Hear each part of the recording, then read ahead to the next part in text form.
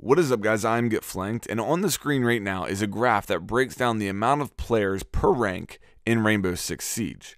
And you can tell by looking at that the vast majority of players are in that silver to gold range. Now, when you look at that, there's actually very few coppers, and there's extremely few diamonds. I believe it's less than 1% of the players are diamond at any given time. So why am I bringing this up? Well, I feel like the vast majority of players, those silver and golds, have been forgotten about. If you look through YouTube, most of the videos made to help people as far as tips and stuff like that, people are obsessed with diamond. And a lot of those videos you're going to see are how to get to diamond, think like a diamond, how to play like a diamond, or pro tips, how to play like a pro. And in reality, the vast majority of players who are watching that video are never going to make it to diamond. And the other bad thing with that is that the people who are making those videos, the people who are playing in diamond, they have no idea what the meta is actually like in silver. They haven't played there in a very long time, if ever, to be completely honest with you. Now, am I saying that if you're a silver or gold that there's nothing you can learn from a diamond? Of course not. Those are very good players. Obviously, there's a lot you can pick up from them. What I am saying, though, is that the people who are playing in the high plat and diamond levels are playing a completely different game than you are in the silver or gold levels. Now, I really realized that this season because in my placement matches, I played them all solo. I think I ended up going like 4 and 10, and I got placed in the low silver. And I've fought my way back up to gold. Last season, I did play in platinum. So last season, I grinded my way through the silver, gold, back up to platinum. I expect I'll get there again this season. That grind is currently underway. But my point is that I spent a lot of time in platinum last season, and to go from that to silver really opened my eyes to how different the game is played. Even going from plat 3 down to lower silver levels is a big difference.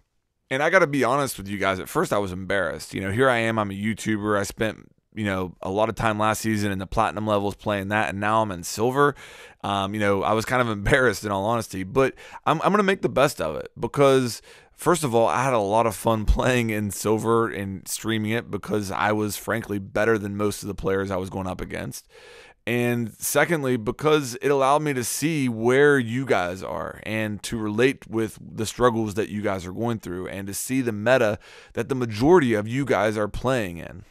So at this point, I'm actually grateful I got to play through the silver ranks again, and I want to make the best of it, and I want to pass on to you guys what I learned, what I saw, because again, the majority of you guys are in this silver rank or low gold, and if you are one of those players who are in silver trying to get to gold, or maybe you're in gold and you want to stay there, I want to make a couple videos here where I talk about what I learned in my time in silver and pass along some of those very specific tips to you that are going to help you get better. And again, it's coming from somebody who was just there. So what we're going to do in this video is we're going to talk about one round that I played. It took place in the silver ranks, and we're going to talk about what I did right and what the enemies did wrong. It was a good round for me, and the reason that I was able to make it to gold is because of rounds like this, where I was one step above the competition. And if you're going to get out of silver and get into gold, then you're going to need to do the same thing. Okay, so with that intro out of the way, and I apologize that was a bit long, but I wanted to explain where I'm coming from here. Let's get into the round we're going to go over, and let's talk about operator selection right off the bat here. I go with Blackbeard. We're attacking. This is the first round. The reason I go with Blackbeard is on house, so many of your gunfights are going to take place from outside to inside. It's not like you get in a ton of gunfights in this map by entering the house and then just kind of, walking around like you do on like the bigger maps. So this map is a little different, and I do think Blackbeard's very strong. Now, operators to stay away from, in my opinion, Jackal would be one. I mean, yes, his gun's very useful, so that would be a reason to pick him. But as far as his gadget, it's going to be pretty much useless on this map. You're not going to be hunting down roamers on house. Caveira is another one as far as on the defensive side that I don't feel like she's very strong on this map at all. Most of your gunfights are going to take place from outside to in. It's not going to be inside walking around. In fact, in this round, I never even enter the house. So you'll see what I'm talking about there. Okay, getting into the droning, and I've made separate videos on droning by themselves, but this is so important, guys. What you're going to see me do here, I go upstairs. I know they're up there. I can hear them at this point. and I see that they're master bedroom. I'm not going to bother with going in there and trying to spot or get any points or anything. I just go over here and try to hide my drone to where I can keep it alive, because I'm putting together my plan right now. I know at this point that I want to come to this window over here and enter into construction, and maybe even attack that longer window from outside to try and get kills through that. So I'm also going to change my spawn location. That's what I did right there. That spawn location is going to put me close. So let's just freeze it right there real quick and talk about what we've seen so far. First of all, operator selection. I didn't pick my favorite operator or the one that I use all the time. I picked the best one for the map, in my opinion. I like Blackbeard on house, so that's important to know. As far as droning, I didn't run around trying to get points. I didn't put my drone in any more harm than I needed to. Once I got upstairs and confirmed where they were, I started putting together my plan. And that's very important. You guys need to start putting together your plan during the droning phase to see where you can breach, where you can attack from, and where they might be vulnerable. Okay, so getting into the action phase here, this is very common, especially on this map. I turn around and somebody's trying to pre-fire me, and I end up getting the kill. Now, I was somewhat prepared for that pre-fire. I could have been more prepared. I could have thrown my shield on before I even moved. I got a little bit turned around there because of the direction that it pointed me whenever I spawned. But you guys have to be looking for spawn peaks on every map, particularly on house, but be ready for them. The reason I was ready for that spawn peak is because I've died there before. So once you die from spawn peak, be ready for it the next time and learn from that mistake. Very important there. Okay, so now I'm up on roof, and that's why I like that spawn location. It allows me to get here pretty quickly. And normally I would pull out my drone that I left in construction there just to make sure there's nobody in there. I don't want to peek this window right here unless I know construction's empty. But at that point, it's a 5v2, so I felt pretty safe. I had my guard down. But you're going to see here really quickly, it ends up getting into a 1v2. But I wanted to mention that. That's why I left that drone there. That was part of my plan, to be able to drone the construction out and be able to attack that window if I wanted to. Okay, so there it is. It's a 1v2. It went from a 5v2 to a 1v2, so it's definitely changed really quickly. I fall off the balcony. Yes, that was an accident, and I end up picking up this kill right here, and I want to talk about that real quick because that was a mistake on the enemy's part. Why would he peek that window? He's in a 2v1. He knows I'm outside still because I was just shooting the bathroom door, and he got greedy. He tried to peek that window, and he paid for it. So that's a silver mistake right there, guys. If you're in that situation, don't get greedy. Don't go after the kills. Don't put yourself in a bad situation like that. Play it smart. And that was Pulse, too. Pulse could have been really big later in this round. His ability is really strong on a small map like House. So being able to pick up that kill without him even firing a shot at me was a big thing for me. So I get it down to a 1v1. Now I'm going to let the rest of the round play out without me talking so you can listen. The sound is a very important part of the rest of this round. And then at the end, we'll freeze it and we'll come back and talk. 4 last stop standing.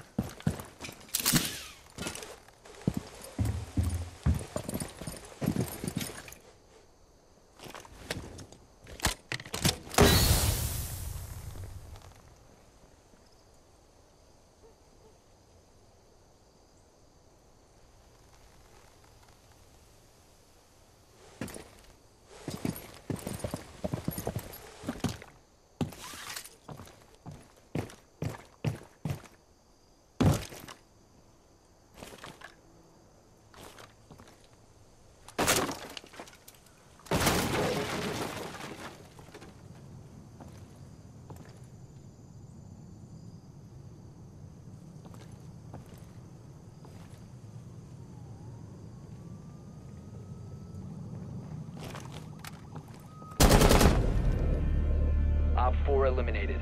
Friendly mission successful.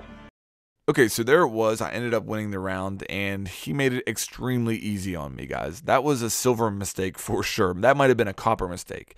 He played it about as bad as he possibly could. It's a 1v1. He knows I'm still outside. Why was he running around the map? I could hear him for a while there, and hopefully that comes through on your system as well. But I could hear him for a while. That's why I wasn't really moving. As long as I was hearing him move, I wasn't in any hurry to move because I was waiting for him to expose himself. And sure enough, he did. He just kept getting louder and louder and louder. I knew he was getting closer, and that was as easy as kill as you'll ever have in those 1v1 situations. Why didn't he go to the objective and just make it difficult on me, especially being smoke? He could have done a lot of things there to make it really hard for me to win that round, and he didn't. So that's a big lesson there. But the other thing is I took advantage of his mistake. I didn't play it dumb. I did what I felt like Blackbeard was good at. First, I went to that window to try and peek that with my shield. It was a slight mistake there to actually repel with my shield off, but I didn't end up paying for it. But that's what Blackbeard's good at, looking through windows with the shield. I was trying to, use him in that way before I, did anything riskier as far as going inside. And I gave him the opportunity to make a mistake, and I took advantage of it. And that's really big in the silver, low gold levels. The enemies are going to make mistakes. You have to put yourself in a position to take advantage of them. Now, if it had been me running around like a madman, would I have heard him? Probably not. And maybe the reason that he was moving in the first place is because he didn't hear me. I would think that he probably did hear that rappelling, and he could have heard me walking on the roof possibly, but maybe not. It depends on where he was, I guess. So the fact that I wasn't running around, I wasn't panicking, allowed me to sound whore him a little bit more, and that's what really won the round for me, in all honesty. Okay, so let's recap here, and going back to the beginning, first of all, the operator selection, I picked an operator that was a good fit for the map, in my opinion. That's important that you guys do that. Don't just pick your favorite operator every single time. Think about the map, think about the objective.